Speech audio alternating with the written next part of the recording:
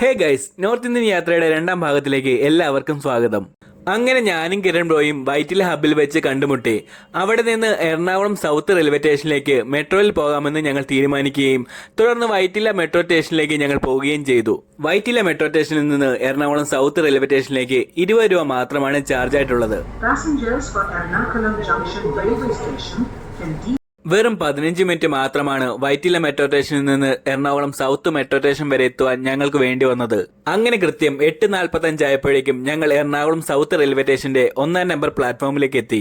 ഞങ്ങൾക്ക് പോകാനുള്ള രാജധാനി എക്സ്പ്രസ് 10:30 ആവുമ്പോഴേ എത്തുകയുള്ളൂ.